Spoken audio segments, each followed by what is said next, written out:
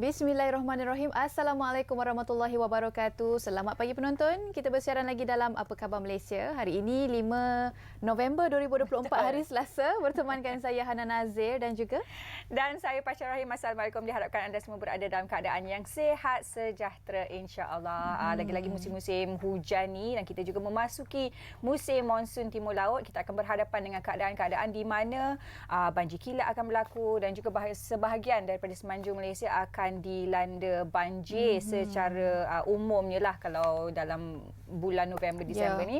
Maka topik yang kita akan bawakan pada pagi ini juga berkenaan dengan bagaimana kita nak menghadapi musim banjir ni. Apakah antara persediaan yang kita harus lakukan, bagaimana kita boleh menyiapkan diri kan? Betul, dan apakah antara perkara-perkara yang penting yang perlu kita walaupun setiap tahun monsun timur laut ini berlaku, tetapi setiap tahun juga perlu ada persiapan yang perlu dilakukan lah. Mungkin setiap tahun berbeza-beza. Kalau Pasha pernah menghadapi banjir ke? Saya sendiri tak pernah, alhamdulillah. Tapi rasanya kalau 2-3 tahun lepas tu, di mana ada negara kita melalui satu keadaan di mana banjir teruk berlaku, adalah kita tidak menghadapi banjir itu, tapi kita membantulah mereka yang memerlukan. Jadi apa-apa pun harapkan tahun ini kalau ada pun berlaku banjir tidaklah berlaku terlalu teruk, korban nyawa dan sebagainya. Okey, kita seperti biasa nak kongsikan dulu sedikit petikan berita daripada portal bernama.com. Yang pertama sekali untuk pengguna-pengguna jalan raya, ini berita baik untuk anda mungkin yang selalu kena saman. Inilah peluang yang anda boleh ambil kerana Polis Kuala Lumpur menawarkan diskaun saman sebanyak 50%. Banyak tu. Banyak. Kepada pesalah-pesalah trafik bermula daripada hari ini hingga 9 November iaitu Sabtu ini. Jadi menurut Ketua Jabatan Siasatan dan Penguatkuasaan Trafik Kuala Lumpur ACP Muhammad Zamzuri Muhammad Isa berkata, kaunter akan dibuka di Balai Polis Tun HS Lee dan juga orang ramai boleh mengambil peluang membuat semakan serta pembayaran saman secara bebas tunai. Walau bagaimanapun, tawaran diskaun berkenaan tidak termasuk bagi kes saman kemalangan, saman bicara mahkamah, kategori tidak boleh kompaun, memotong secara berbahaya, kesalahan menggunakan lorong kecemasan dan juga langgar lampu isyarat. Dan beliau juga ketika dihubungi berkata kesalahan berkaitan kenderaan berat, pengubahsuaian exhaust, saman berstatus op selamat dan kesalahan memotong di garisan berkembar turut tidak termasuk dalam tawaran tersebut. Jadi kesalahan-kesalahan lain selain daripada yang disebutkan tadi, bolehlah anda mengambil peluang untuk membayar saman 50% diskaun. Sehingga bila Pasha? Sehingga Sabtu ini, 9 November ini sahaja. Okey, seterusnya pemaluman yang cukup penting berkenaan dengan MTL yang kami katakan sebentar tadi, di mana penduduk di negeri Pahang khususnya diminta untuk bersiap siaga untuk menghadapi MTL ataupun kalau kita katakan sebagai musim tengkujuh di Malaysia yang dijangka bermula hari ini sehingga Mac tahun depan. Dan Menteri Besar Pahang Datuk Seri Wan Rusdi Wan Ismail berkata sepanjang tempoh MTL ini, negeri Pahang seperti kebiasaannya akan berhadapan dengan bencana banjir lah. Jadi sekiranya anda perlu berpindah ke pusat pemindahan sementara PPS, ikut sahaja arahan yang dikeluarkan supaya nyawa kita selamat, kesihatan kita pun terjaga. Sebab bila banjir ni kesihatan pun orang kita terancam juga. Kita utamakan keselamatan diri kita dan juga keluarga dan anak-anak. Okey, seperti biasa untuk berita lanjut boleh layari portal bernama.com. Dan sekarang hari-hari kita tak tahu kan, cuaca kadang-kadang panas, kadang-kadang hujan. Kita nak tengok ramalan cuaca untuk hari ini dan seterusnya bersama teman penyampai dari Bilik Berita. Silakan.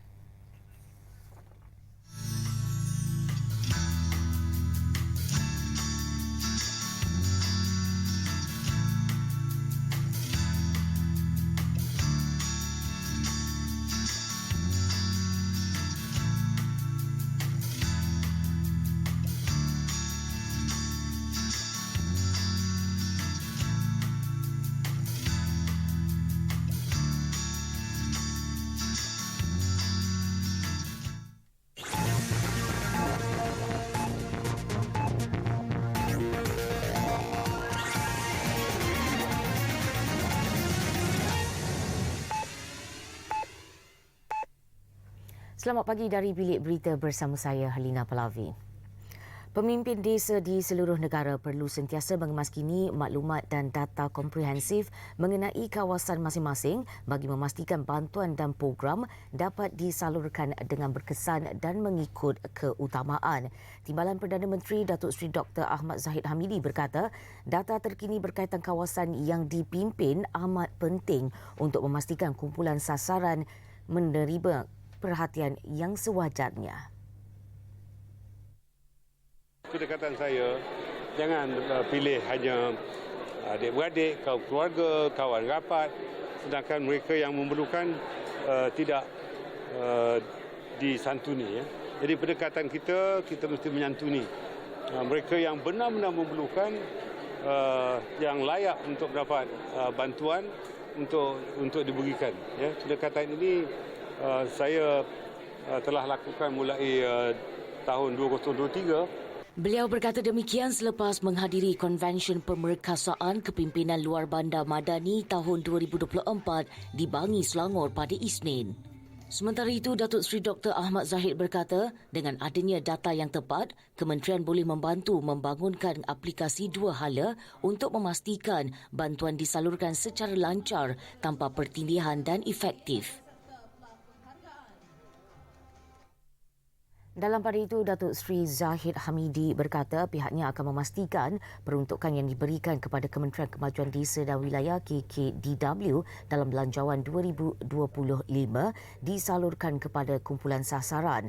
Menurut beliau, KKDW juga memberi tumpuan kepada pembangunan infrastruktur telekomunikasi dengan penekanan khusus pada peningkatan liputan rangkaian 5G di kawasan luar bandar. Kita akan meminta Kementerian Digital untuk mempergunakan pendekatan kawasan yang tidak berpendudukan tinggi untuk juga diliputi oleh sistem 5G. Dan kerajaan sedang di dalam usaha untuk mewujudkan saluran kedua 5G ini agar kawasan-kawasan di luar bandar dapat diliputi, terutamanya untuk para pelajar sekolah, murid sekolah dan juga para usahawan. Dan saya harap dengan tambahan peruntukan atau belanjawan 2025, perkara ini akan dilakukan dengan segera. Dalam Belanjawan 2025, KKDW telah menerima peruntukan sebanyak 11.96 bilion ringgit, meningkat 405.27 juta ringgit atau 3.51% berbanding tahun sebelumnya. Daripada jumlah itu, beliau berkata 7.49 bilion ringgit dikhususkan untuk pembangunan lebih 8.1 juta penduduk desa. Ketua Polis Kelantan Datuk Muhammad Yusof Mahmad mengesahkan bahawa 2 lelaki daripada 6 individu yang ditahan di Golok, Thailand pada Jumaat lepas memiliki rekod jenayah berkaitan dadah. Beliau juga enggan mengulas lanjut penahanan ke-6 individu yang disyaki terlibat dengan pengedaran dadah kerana ia membabitkan jenayah dan undang-undang di negara jiran. Malah tentang pihak Thai untuk tahanan reman. Saya tu nak ngesah tak boleh. Tapi dari segi logik lah. Dari segi logik akalnya takkanlah nak makan 6,000 biji tu. Semua tangkapan tu positif dadah. Urine. Pihak oleh Thailand. Semua 6 orang ni urine positif dadah. Muhammad Yusof turut menasihati ibu bapa terutama yang mempunyai anak masih bersekolah supaya mengawasi pergerakan mereka. Pada Jumaat lepas, 6 rakyat Malaysia termasuk seorang penyanyi wanita ditangkap di sebuah hotel di Sungai Golok setelah didapati memiliki 6,000 pil kuda. Sekian dari Bilik Berita Salam Malaysia Madani.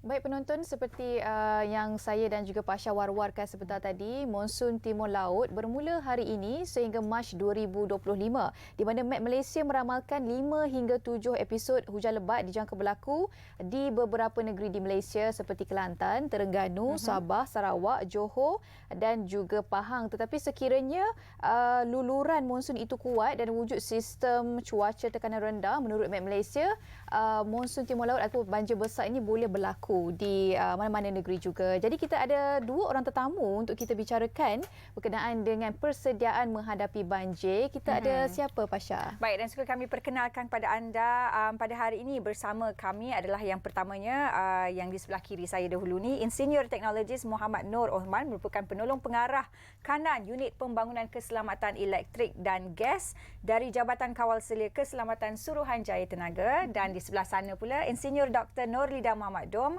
Pengarah Pusat Ramalan dan Amaran Banjir Negara dari Jabatan Pengairan dan Saliran ataupun singkatannya JPS Malaysia. Assalamualaikum. Selamat datang ke Apa Khabar Malaysia pagi ini. Okey, seperti yang kita semua tahu, dah hujung-hujung tahun macam ni memanglah kita akan menghadapi hujan lebat dan seterusnya secara lazimnya, terutama sekali di bahagian pantai timur semenanjung Malaysia ni akan menghadapi banjir. Jadi kita nak tahu apa antara langkah-langkah persediaan untuk kita menghadapi banjir ni. Tapi yang pertama sekali mungkin Jabatan Pengairan dan Saliran JPS Malaysia ni, Doktor boleh terangkan secara ringkas apa antara fungsi-fungsi dan juga peranan yang dimainkan oleh JPS?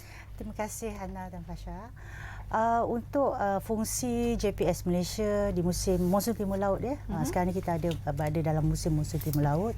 Jadi kita sebenarnya memberi pemantauan ke atas aras air dan memberi amaran dari segi aras air di kawasan-kawasan yang berisiko tinggi.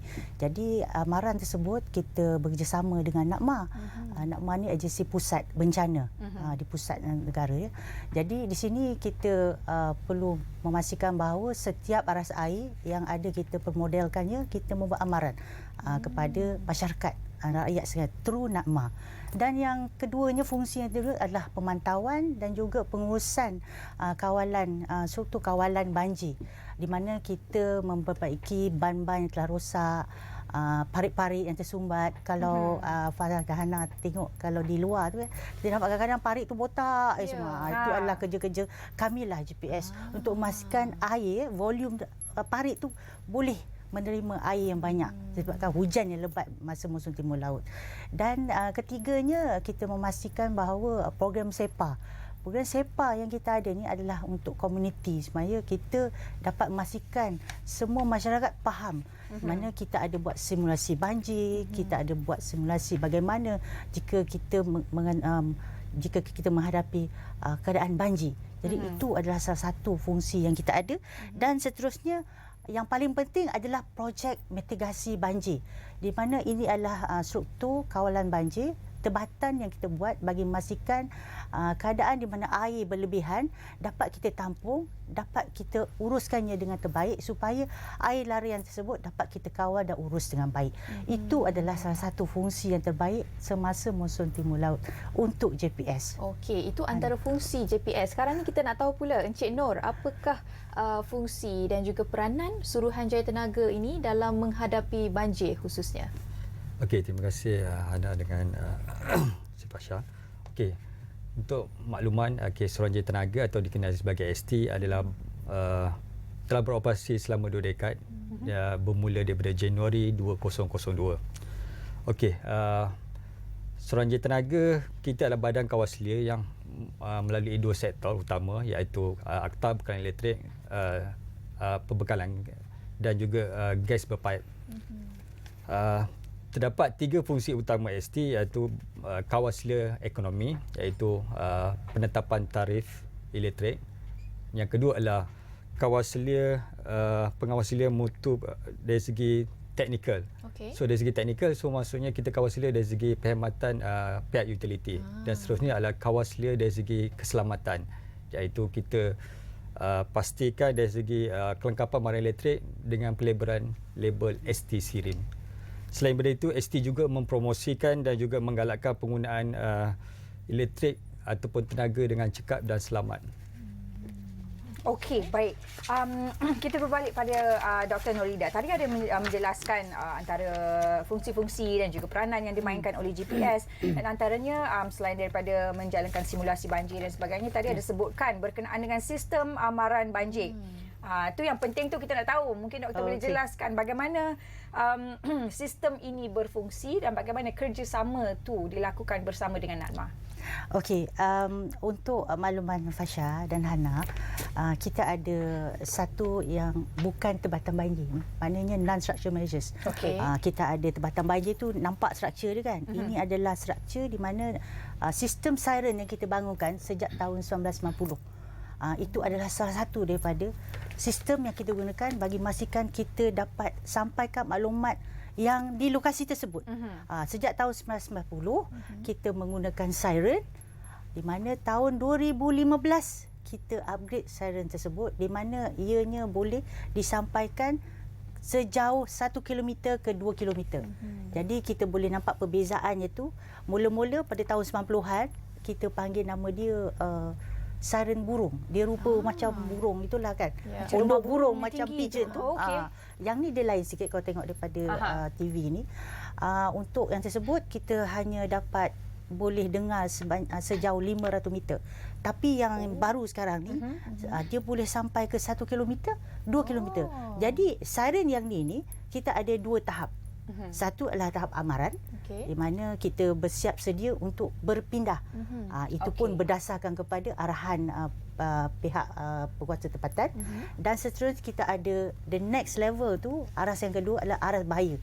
Di mana bila aras bahaya tu kita kena dengar arahan daripada pihak berkuasa agensi bencana, di mana kalau kena pindah. So masa tu memang dah kritikal. Jadi jarak masa daripada situ kita tak boleh nafikan, di mana kita memerlukan daripada aras amaran sampai kepada arah bahaya.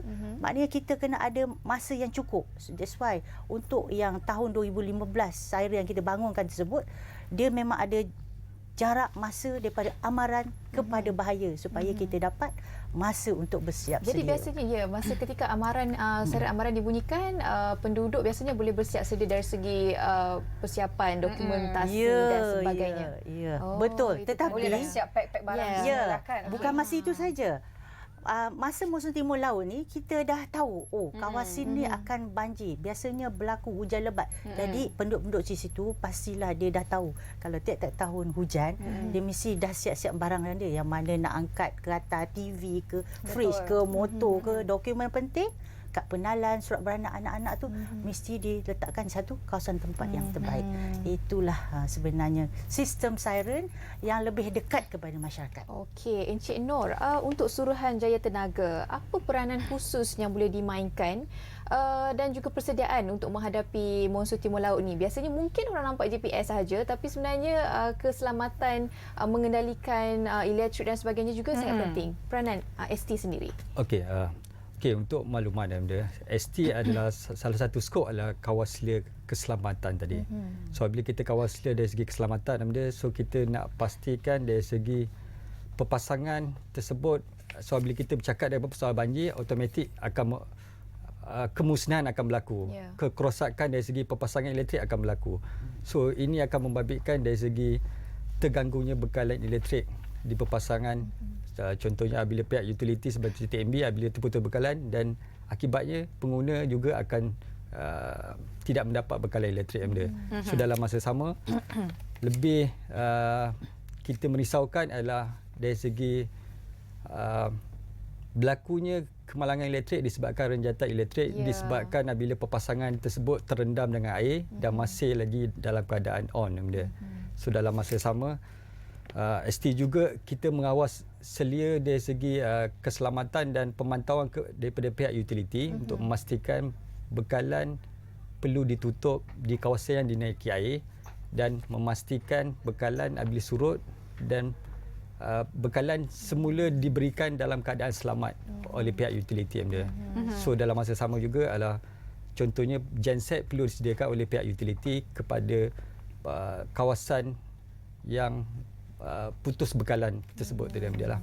Kalau kita tengok sekarang dikongsikan tips keselamatan elektrik dan gas pada musim banjir. Mungkin Encik Nur boleh perincikan apa tips sebenarnya untuk mereka yang terlibat banjir ni boleh mengelakkan diri daripada terkena kemalangan elektrik ketika banjir. Okey, so dari segi tip saya boleh kita bagi kategori sebelum, semasa dan selepas berlakunya banjir dia.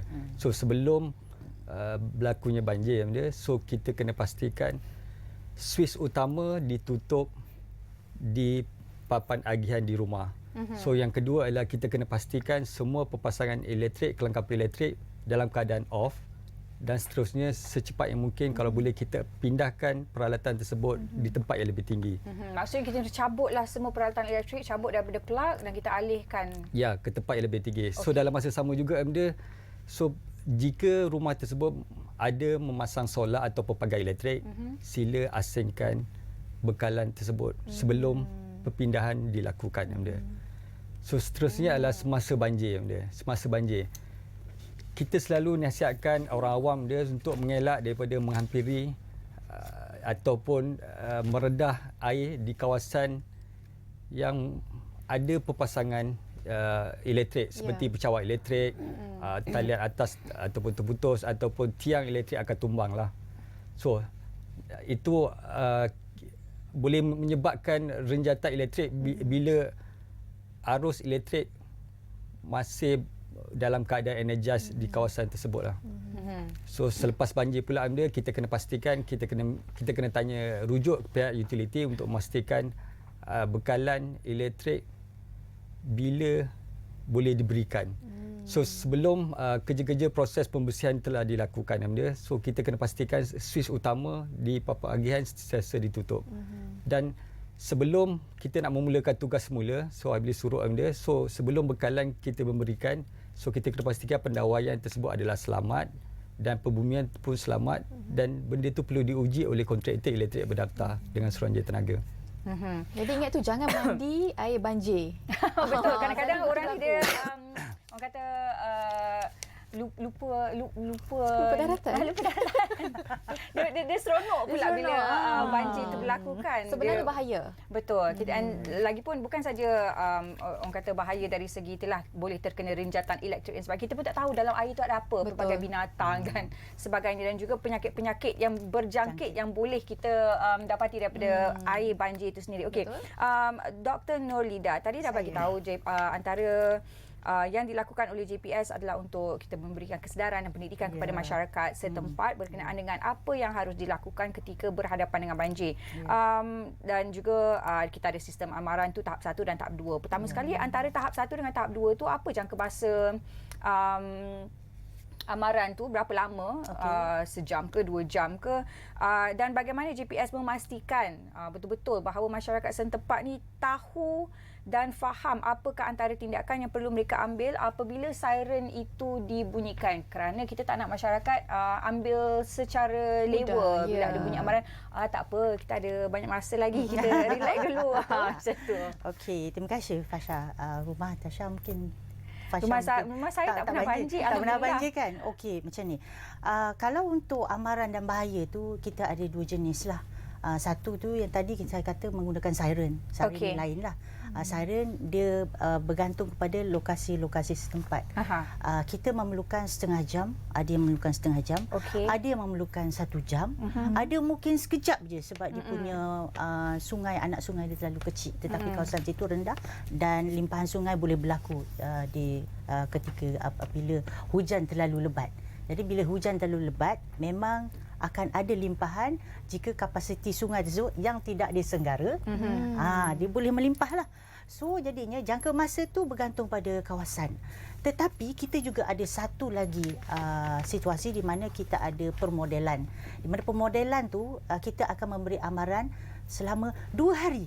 2 hari dengan kerjasama Met Malaysia, kita ada ramalan hujan seperti tadi, kita ada ramalan Met semua tu, itu kita boleh buat jangkaan dalam masa 7 hari supaya kita tahu keadaan akan berlaku. Tapi dalam masa 2 hari kita akan bagi amaran menerusi nakmah supaya ianya boleh disampaikan di pusat kawalan operasi bencana sama ada di negeri atau di mana-mana yang berlaku lah. Senang cerita, Itunya. penduduk perlu peka dan tahu dengan amaran siren ni perlu kan. peka. Dan program kesedaran tersebut kita ajar simulasi dia bagaimana kena bertindak supaya mereka boleh bertindak dengan sewajarnya, bukan panik. Jadi program kesedaran tersebut memang kita laksanakan setiap tahun.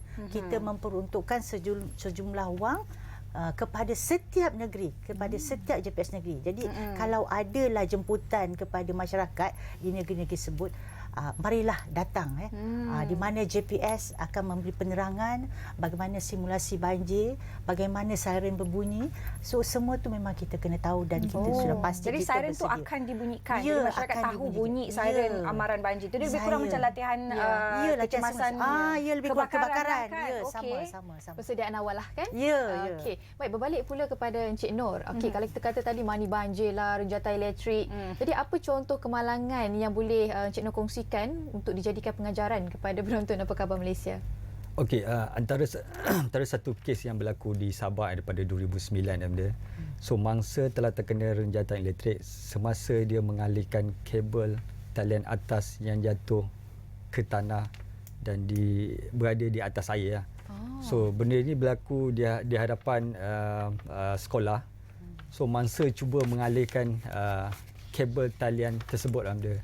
So renjatan elektrik berlaku disebabkan arus elektrik masa energis pada masa tersebut lah. So dalam masa sama dia, so kita ada kes yang berlaku yang kita membabitkan 3 orang mangsa, iaitu berlaku di Kelantan baru-baru ini dia. So itu adalah disebabkan punca perpasangan elektrik yang kabel dia terluka disebabkan kena zinc. Zinc tu dia kena dalam structure punya ni dan menyebabkan mangsa telah terkena renjatan elektrik kawasan banjir. So dia punya kawan dia nak tolong and then dia beradik tiga orang berlaku dia. So itu adalah satu pada saya kematian yang kita tidak izinkan disebabkan kemalangan disebabkan elektrik lah. Betul. Jadi sebenarnya kadang-kadang bila berlaku kemalangan dalam banjir ni, kita macam nak tolong kawan kita, tapi kalau kita sendiri tidak ada orang kata kemahiran, kesedaran bagaimana kita nak menyelamatkan orang lain, akhirnya nyawa kita sendiri tu juga akan terguman ataupun terancam juga. Okey. Doktor, tadi ada sebutkan selain daripada sistem amaran yang bunyi siren kuat tu kan, mungkin ada tak selain daripada itu langkah-langkah yang diambil untuk meningkatkan lagi keberkesanan sistem amaran ni? Mungkin ada medium-medium lain yang digunakan, SMS blast ke, social media ke, macam mana? Ada, of course ada. Alright, selain daripada siren tadi tu, sebenarnya kita ada 543 buah siren seluruh negara. Wow, okey. Jadi bagaimana siren tersebut dihubung kaitkan dengan aras air, di mana aras air di dalam public info banjir. Semua masyarakat boleh melayari public info banjir. Okey. Kalau type public info banjir tu memang pasti keluarlah. Di situ akan ada aras air yang paling tinggi. Dia akan tunjuk berbahaya lah, dalam bahasa Inggeris danger. Dia atas sekali akan nampak. Jadi kalau penduduk di satu kawasan tu, kalau dia nak tengok Kelantan terutamanya, Kedah ke mana, dia boleh nampak dia punya stesen aras air yang boleh dihubungkaitkan dengan kawasan yang diletakkan siren-siren tersebut. Jadi bagaimana mereka ingin melihat maklumat tersebut, mereka mestilah download, muat turun di Google App Store atau satu lagi apa? Apple Store. App Store. Ya, bagus. So memang kita ada 2 tempat tu. Memang kalau tengok tu itulah satu. Kita tak ada yang ada macam-macam yang lain. Mana satu. So itulah Hanya satu. Jadi sebenarnya hanya satu. Tak ada alasan lah untuk tidak tahu dan tidak orang kata tidak bersedia, sebab zaman sekarang semua orang ada telefon pintar, semua orang ada semua di hujung jari. Semua di hujung jari. Okey. Kita nak tanya pertama sekali, kita mula dengan Dr. Nolida dulu. Pesanan untuk masyarakat di luar sana, terutama sekali yang berada di kawasan yang berisiko tinggi untuk menghadapi banjir. Okey, Fasha dan Hana. Okey. Untuk memastikan rakyat ni peka kan, silalah layari tadi laman web public info banjir. Kita ada Facebook, kita ada Twitter, di mana di situlah maklumat yang terkini. Setiap jam dia akan masuk. Kalau ada aras yang bahaya tu memang setiap jam dia akan naik. Memang sentiasa. It's a live data lah. Masa nyata. Jadi silalah layari dan selalu lihat-lihat jika anda semua berada di kawasan yang berisiko tinggi. Kita memang dah ada pusat bencana, NAPMA, kita ada pusat kawalan operasi bencana di negeri, tetapi kita sebagai masyarakat perlu sedar di mana ada maklumat yang telah kerajaan sediakan. Jadi silalah layari laman web tersebut. Cik Nur, mungkin pesanan kepada mereka yang mungkin akan menghadapi MTL nanti. Okey, pesanan saya adalah ST sangat mengalu-alukan kepada orang awam menjadi mata-mata kepada ST untuk melihat kecacatan pada perpasangan pihak utility, because public lebih dekat dengan perpasangan tersebut. So itu boleh memberikan input awal kepada pihak utility untuk mengambil tindakan segera untuk mengelak daripada berlakunya renjatan elektrik pada kemudian hari yang dia. So dalam masa sama, aduan boleh diadukan kepada sistem aduan ST www.st.gov.my. So dalam masa sama melalui Facebook Suruhanjaya Tenaga, Instagram atau Twitter ataupun TikTok ni ST_Malaysia. Akhir sekali pesanan ST adalah berhati-hatilah di musim banjir. Gunakan utamakan keselamatan anda dan keluarga. Jadilah bijak tenaga. #ThinkST Think Safety.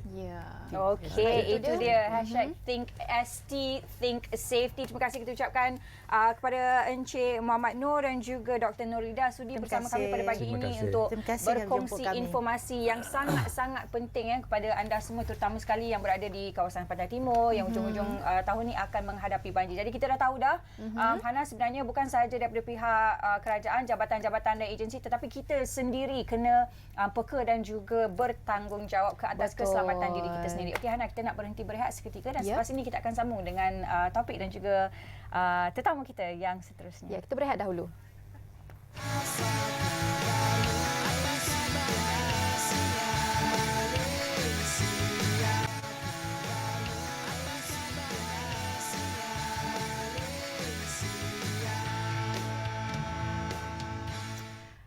Okey penonton, sekarang ini kita nak bercakap berkenaan dengan Konvensyen Kebangsaan Bahasa Kolokil melestarikan keberdayaan bahasa komuniti. Mungkin ada antara anda yang pertama kali mendengar bahasa kolokil ni. Sebenarnya kalau dalam bahasa mudah, kalau saya boleh kongsikan sedikit, bahasa kolokil ini tidak mementingkan peraturan ataupun hukum bahasa, hanya mementingkan lebih kepada pemahaman, kemesraan antara penutur dan juga pendengar. Maksudnya bahasa kita sehari-hari lah. Bahasa pasar lah. Ya, contohnya apa Pasha? Contohnya macam boleh kalau hendak jadi nak. Perkataannya tidak, kita pendekkan jadi tak dan sebagainya. Okey, kita nak teruslah kita berborak berkenaan dengan bahasa kolokil. Bersama kita pagi ini Haji Ahmad Syukri bin Haji Abdul Kadir, merupakan pengarah bahagian pengurusan, penyelidikan dan dokumentasi dari Arkib Negara Malaysia. Assalamualaikum. Assalamualaikum warahmatullahi wabarakatuh. Baik, okey, yang pertama sekali mungkin boleh terangkan serba sedikit apa sebenarnya yang dimaksudkan dengan bahasa kolokil, ataupun mungkin kita fahami dengan lebih mudah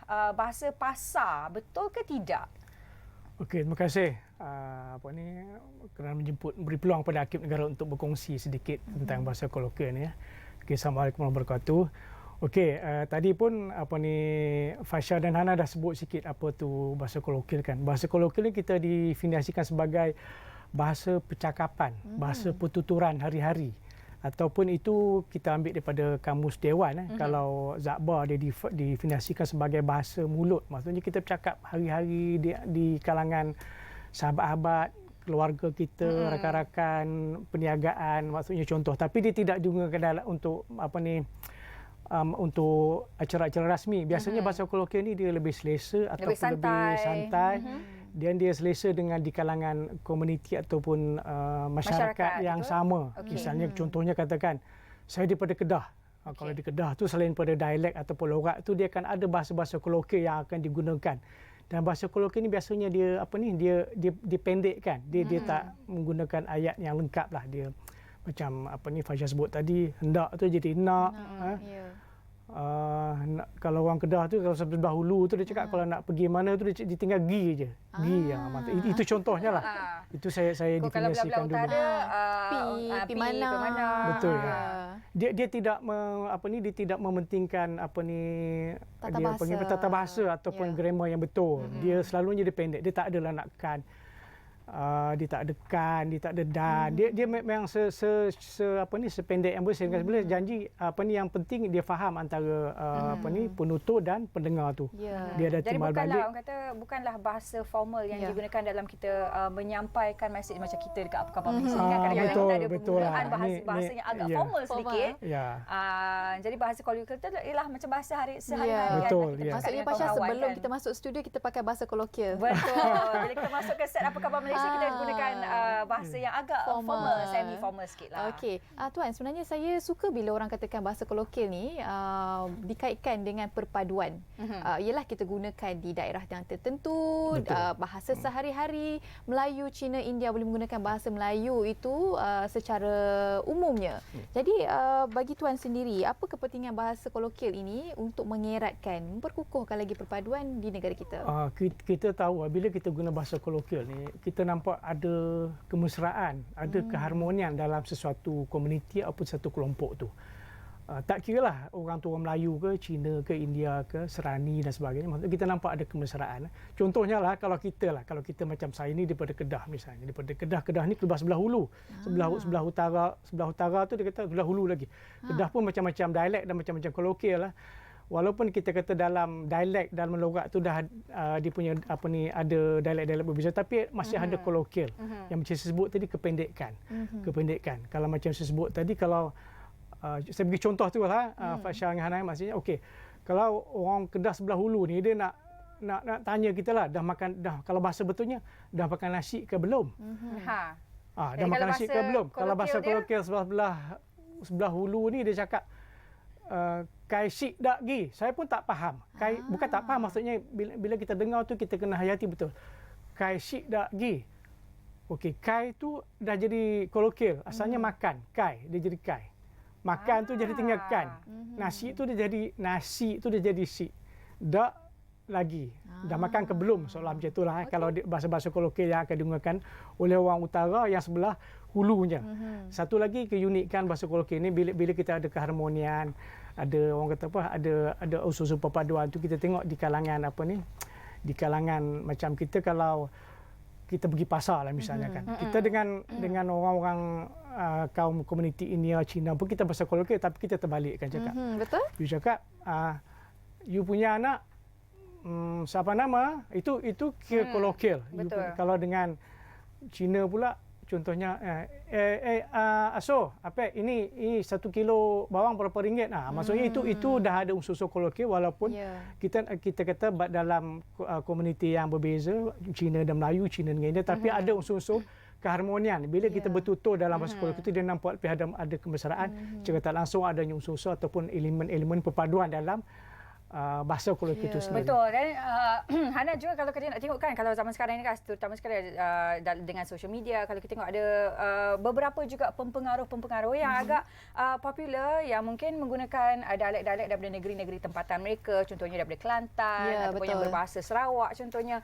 Tak kiralah bangsa apa pun mereka, tapi mereka semua bertutur dalam dialek ataupun dalam bahasa kolokvial yang sama. Maka itulah elemen orang kata perpaduan yang kita boleh nampak daripada penggunaan bahasa kolokvial ni. Okey, kita sebenarnya nak fokus juga pada konvensyen kebangsaan bahasa kolokvial yang dianjurkan oleh Arkib Negara Malaysia. Soalannya, apa sebenarnya yang mendorong Arkib Negara Malaysia untuk menganjurkan konvensyen ini yang kabarnya akan diadakan bermula esok hingga 7 November ini? Ya, betul Fasha. Maksudnya besok 6 dan 7 November akan kita adakan konvensyen bahasa kolokvial melestarikan kebudayaan komuniti, akan diadakan di Tenera Hotel Bangi. Yang mana yang pentingnya kita sebenarnya tujuan kita Arkib ni, fungsi kita, peranan kita adalah untuk mendokumentasikan maklumat ataupun sejarah negara. Ini merupakan warisan negara. Jadi antaranya tujuan kita untuk kita nak mendokumentasikan, mungkin kita tak sedar atau tak sedar, sebahagian besar bahasa kolokvial ni telah pupus, apa tu tidak dituturkan lagi, especially kepada anak-anak muda sekarang, Gen Y sekarang ni, dia tak cakap lagi bahasa kolokvial.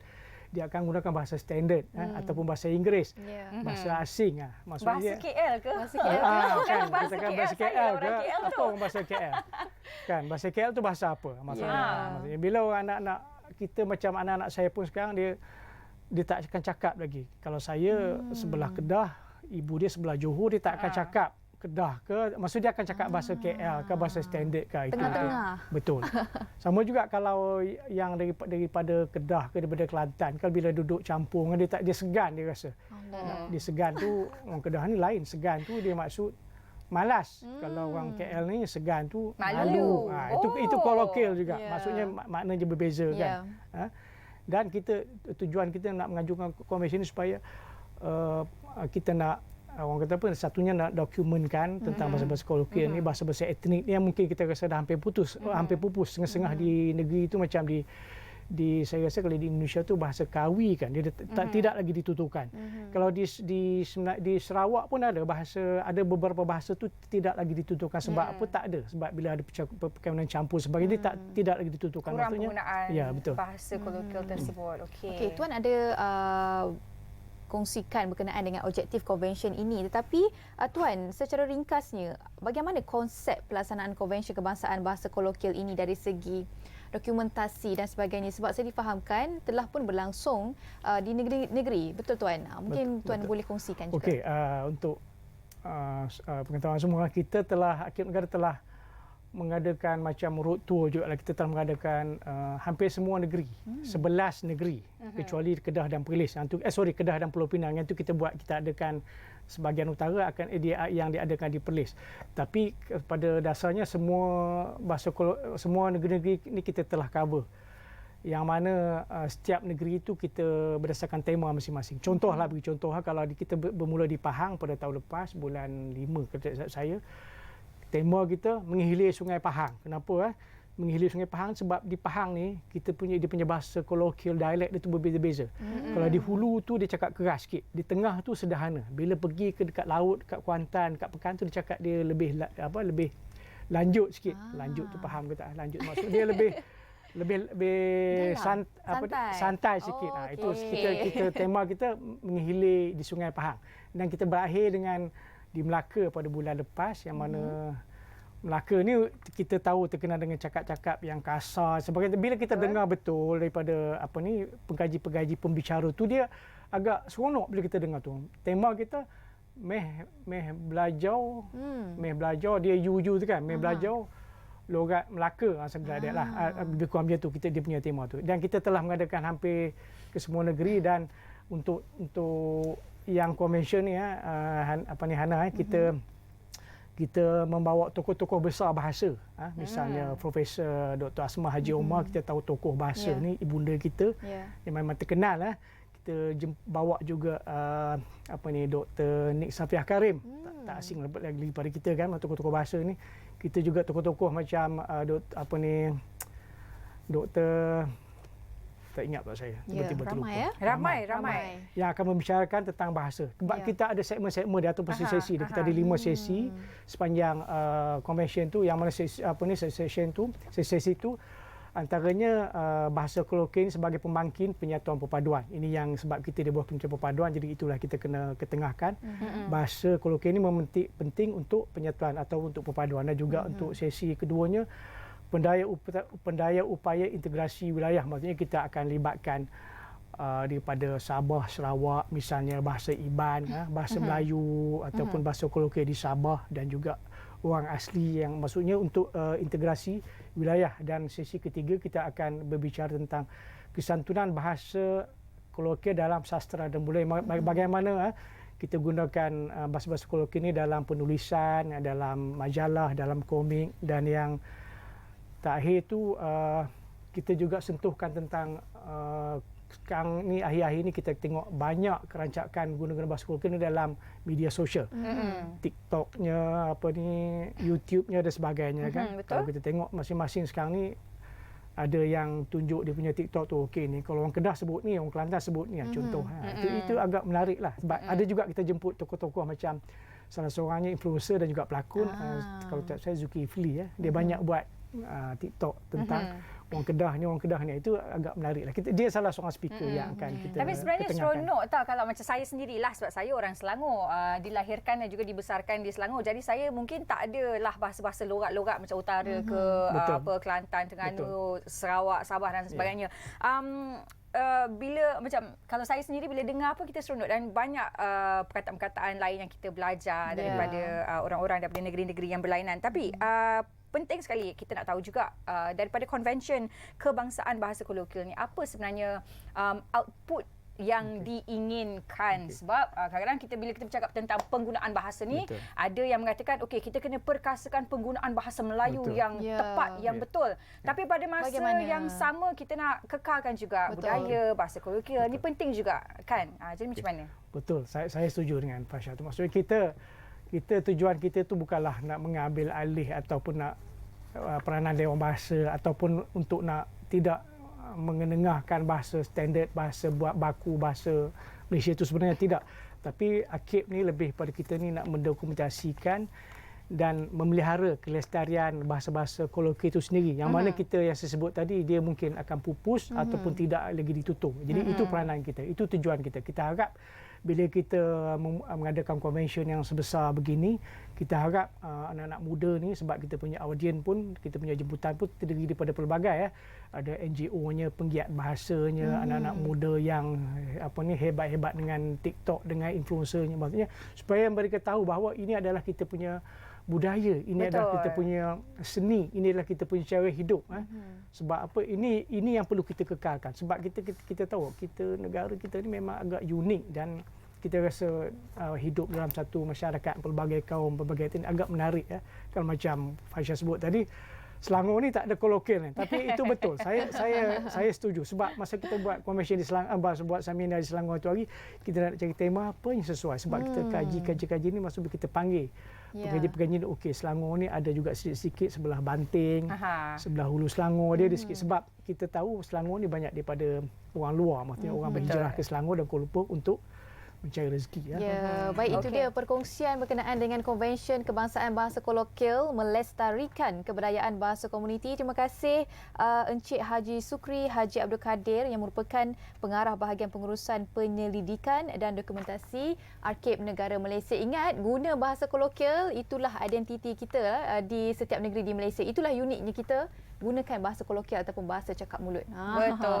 Okey, kita dah pun sampai ke akhir rancangan Apa Khabar Malaysia untuk pagi ini. Semoga perkongsian kita hari ini berguna. Terutama sekali informasi berkenaan dengan banjir itulah. Jadi sekali lagi peringatan untuk anda yang berada di kawasan-kawasan berisiko tinggi untuk banjir, pastikan ada kit kecemasan banjir pada setiap masa, dah ada dokumen-dokumen penting dan sebagainya. Sentiasa bersedia, dan insya-Allah kita akan bersiaran lagi esok mungkin dengan rakan hos yang berbeza. Saya Hana Nazir, saya Fasha Rahim. Jaga diri, jaga kesihatan, jangan lupa minum air banyak-banyak. InsyaAllah kita akan berjumpa lagi. Assalamualaikum. Bye-bye.